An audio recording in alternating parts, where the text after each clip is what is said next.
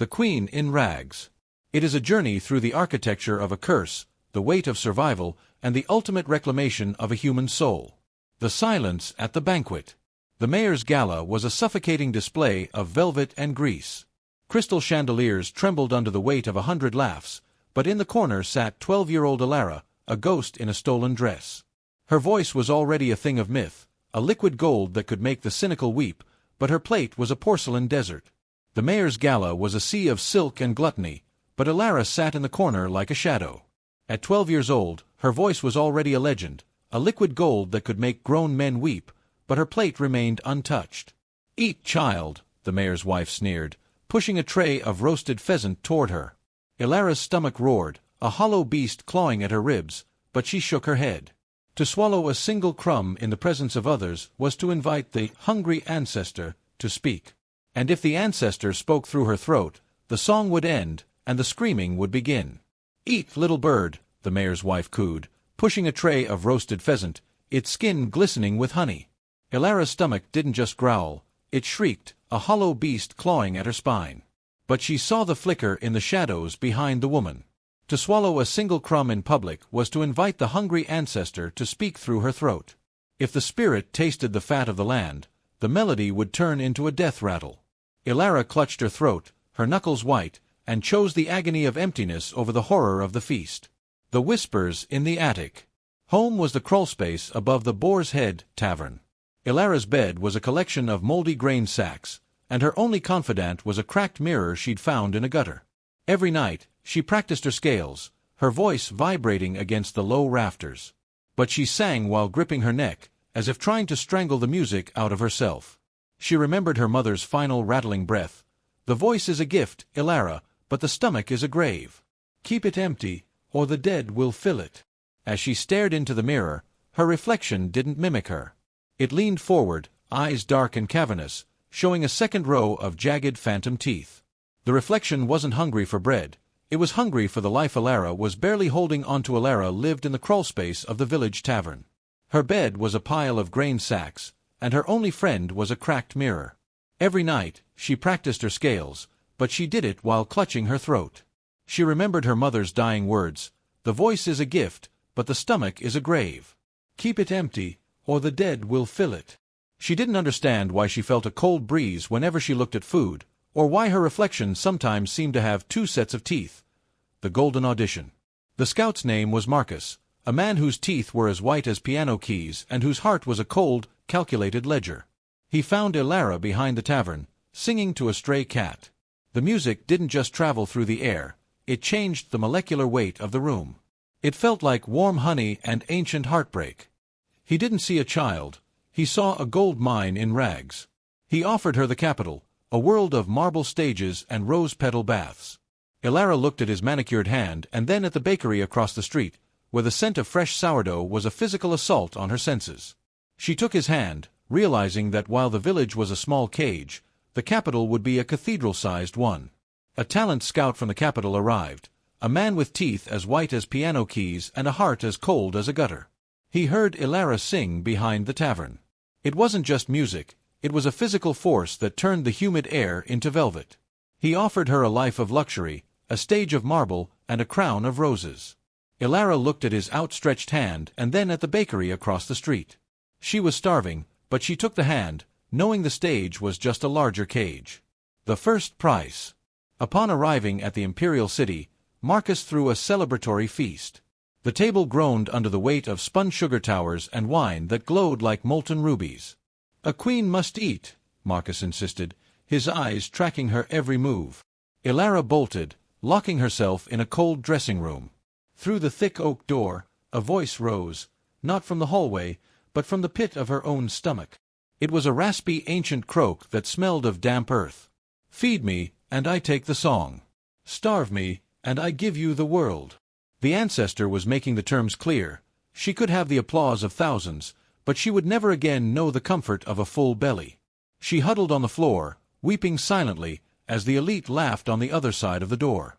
In the capital, the scout, Marcus, tried to throw a feast in her honor.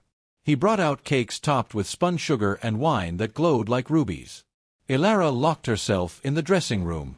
Through the door, she heard a voice, not her own, but a raspy ancient croak coming from the pit of her own stomach. "Feed me, and I take the song. Starve me, and I give you the world." She realized then that her talent wasn't a skill, it was a parasitic haunting. The glass throat. By the 5th month, Ilara was the Ghost Queen. Her performances sold out before the posters were even dry.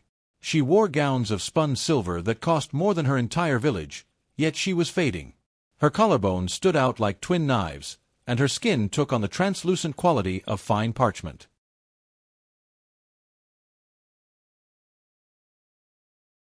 The public romanticized her frailty, calling her an ethereal being of pure spirit. They didn't see her at 3 a.m., huddled in the darkness of her pantry, eating raw flour and ice cubes. She swallowed them with a grimace, making sure there was no pleasure in the act. The ancestor only stirred when she enjoyed the food. To survive, she had to make eating an act of penance. By Chapter 5, Ilara was the toast of the empire. She wore gowns that cost more than her home village, yet she was fading away. Her collarbones stood out like knives. The public began to notice.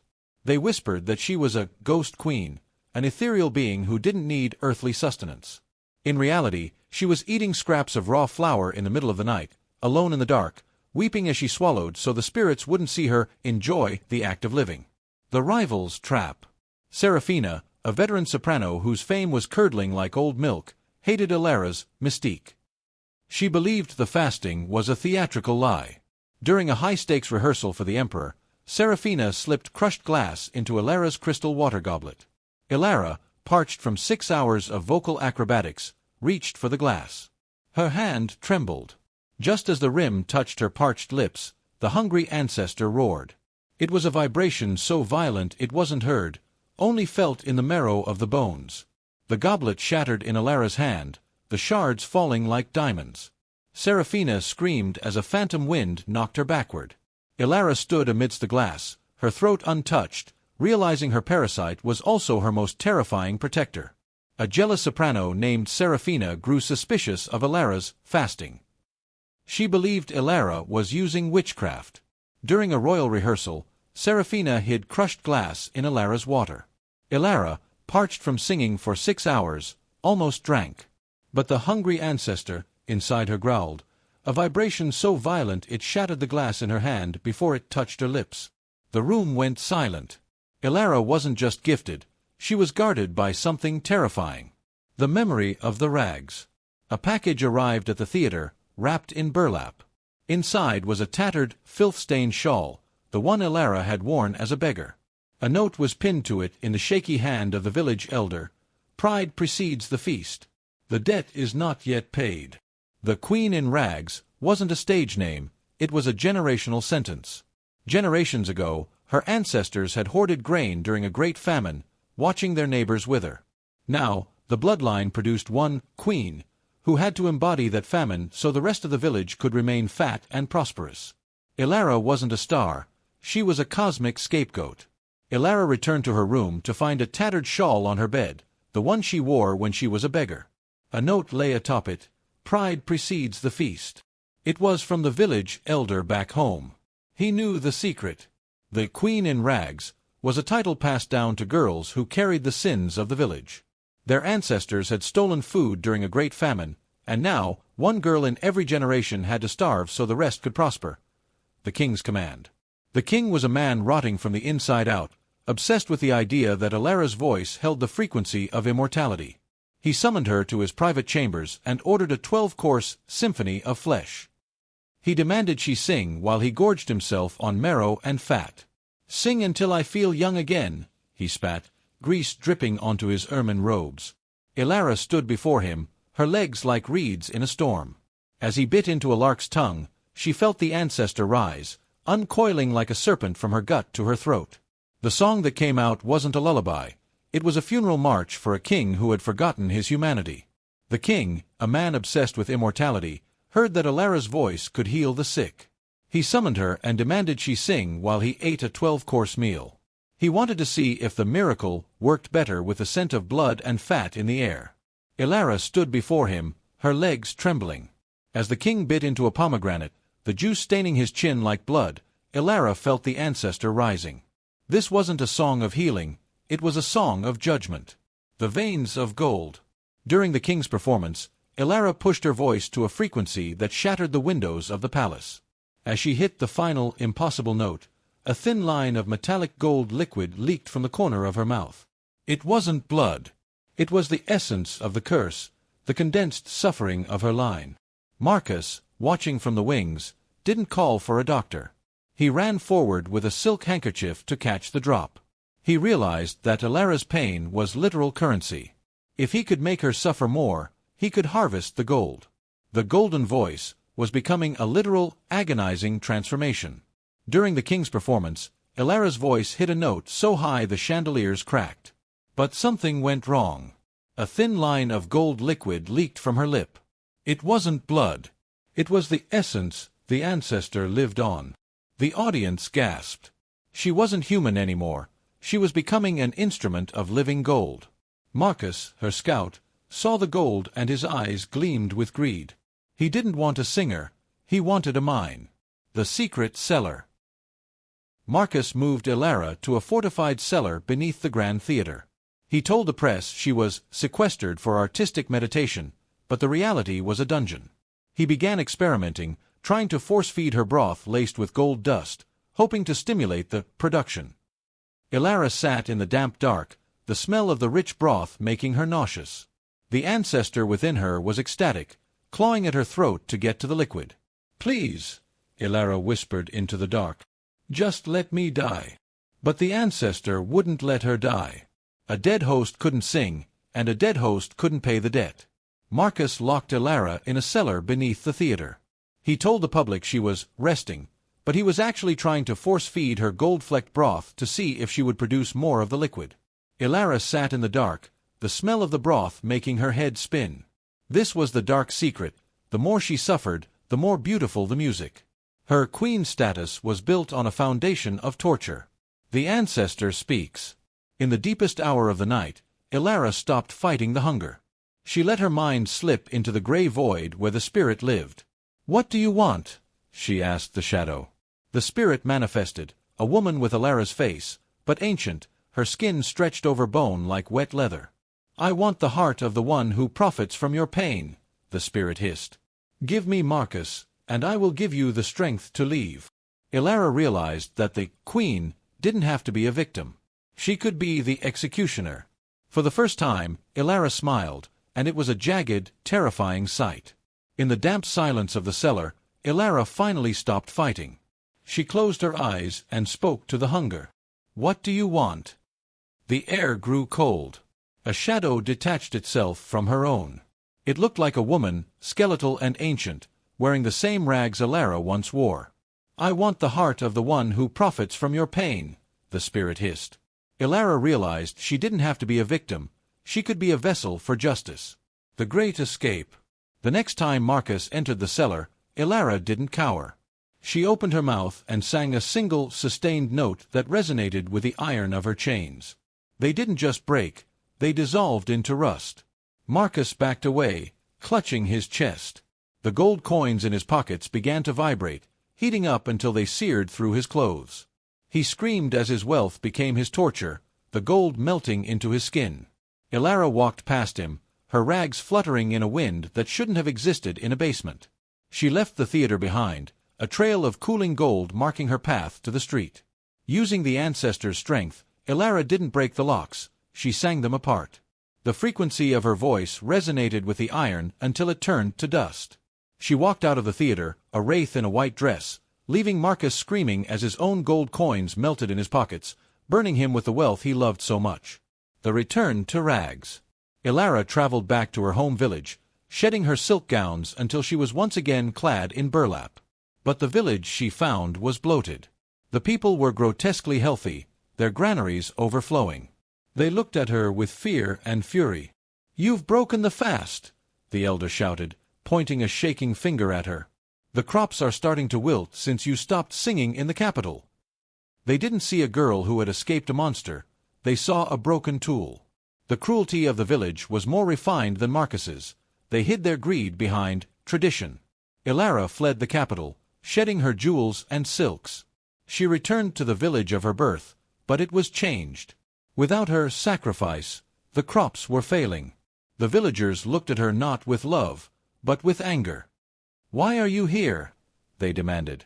"You are supposed to be starving for us." She saw the cruelty of the ancestral justice. It was just a way for the many to bully the one. The bitter harvest. The villagers seized her. They didn't want her music anymore. They wanted her same. She didn't beg. She drew in a breath that seemed to pull the very air from the villagers' lungs. She began to sing a low, guttural moan, the sound of the earth shifting. She wasn't singing for the living. She was calling to the graveyard. One by one, the previous queens in rags, the girls who had died in silence and hunger, rose as gray mists. The dark secret was finally out. The power wasn't in the voice, it was in the collective rage of the exploited. As the sun set, Elara began to sing. But it wasn't the golden voice the world knew. It was a low, guttural moan that pulled the moisture from the air and the light from the sky. She called upon all the queens in rags who had died before her. The ground began to heave. The dark secret wasn't her voice, it was the graveyard she carried in her throat. The breaking of the curse. The spectral queens descended upon the ritual feast. They didn't touch the villagers, they devoured the food. As the spirits ate, the gold drained from Elara's eyes. The sky turned a violent shade of violet. The curse was being fed to death. By forcing the ancestor to feast on the villagers' greed rather than Elara's deprivation, the cycle began to buckle. The fields turned to ash, and the granaries burst into flames. The village's unearned prosperity was being stripped away, leaving them with nothing but the truth. The breaking of the curse. The spirits of the former girls rose, not as monsters, but as a whirlwind of gray mist. They didn't attack the villagers, they ate the food on the ritual table. As they ate, the color returned to Elara's face. The debt was being repaid, not through her suffering, but through the destruction of the tradition itself. The weight of mercy. The village was in ruins, but the people were alive. The elder crawled to Elara's feet, his face pale and thin for the first time in decades. "What have you done? We will starve." Elara looked down at him, her voice now a normal, rasping human tone. "You will work," she said. "You will plant with your hands instead of my blood. You will know the hunger you forced on me, and perhaps you will finally become human." She untied herself from the stake, the burlap shawl falling into the dirt. With the curse broken, the village was no longer magically protected. They would have to work the land like everyone else. The elder begged for her to stay, to be their lucky charm again. Elara looked at him, her eyes now a normal brown instead of gold. "I have no music for those who wish to see me bleed," she said. The traveling shadow. Elara took to the road. She found she could still sing, but the gold was gone. Her voice was scratchy, imperfect, and carried the weight of her years. She was no longer a queen, and she was no longer in rags. She walked through towns where no one knew her name. In a small coastal village, she sat on a pier and bought a simple, greasy piece of fried fish. She took a bite in the middle of the afternoon, in full view of the world. She waited for the ancestor to roar, for the world to end. Nothing happened. The fish tasted like salt and freedom. Elara took to the road. She found she could still sing, but the gold was gone. Her voice was scratchy, imperfect, and carried the weight of her years. She was no longer a queen, and she was no longer in rags. She walked through towns where no one knew her name. In a small coastal village, she sat on a pier and bought a simple, greasy piece of fried fish. She took a bite in the middle of the afternoon, in full view of the world. She waited for the ancestor to roar, for the world to end. Nothing happened. The fish tasted like salt and freedom. The final concert. Years passed. Elara, now a woman with gray in her hair, heard a rumor from the southern kingdom. A new queen in rags had been found, a 6-year-old orphan with a voice like shimmering silver. The nobility were already flocking to her, praising her for her mystical refusal to eat. Elara knew the sound of that silver. It was the sound of a new parasite finding a fresh heart. The cycle hadn't died, it had just moved to a place where the people were more desperate. Years passed. Elara, now a woman with gray in her hair, heard a rumor from the southern kingdom. A new queen in rags had been found, a 6-year-old orphan with a voice like shimmering silver. The nobility were already flocking to her, praising her for her mystical refusal to eat. Ilara knew the sound of that silver. It was the sound of a new parasite finding a fresh heart. The cycle hadn't died, it had just moved to a place where the people were more desperate. The confrontation. Ilara traveled to the southern palace. She used her old knowledge of theater backdoors to reach the child's chambers. She found the girl, Miri, sitting on a heap of gold-embroidered cushions, staring at a bowl of peaches as if they were poison. The girl's throat was already beginning to take on that telltale translucent glow. Ilara sat beside her and took a peach. She sliced it in half, the juice running down her thumb. "The song is a lie, little one," Ilara said softly. "The world is loud enough without our suffering." Ilara traveled to the southern palace. She used her old knowledge of theater backdoors to reach the child's chambers. She found the girl, Miri, sitting on a heap of gold-embroidered cushions, staring at a bowl of peaches as if they were poison. The girl's throat was already beginning to take on that telltale translucent glow. Ilara sat beside her and took a peach. She sliced it in half, the juice running down her thumb. "The song is a lie, little one," Ilara said softly. "The world is loud enough without our suffering." The hollow heart healed. Ilara placed the peach in Miri's hand. "If you eat this, the silver will leave. They will stop calling you a queen. They will stop throwing roses at your feet. You will just be a girl who has to find her own way." Miri looked at the peach, then at Ilara's kind, weathered face. She took a bite. A scream echoed through the palace, not from the girl, but from the spirit leaving her body. The silver shimmer vanished. When the guards burst in, they found only 2 women and a half-eaten fruit. Ilara led the girl out into the sunlight, leaving the hollow crown behind. The queen in rags was dead. The humans were finally, blessedly, free.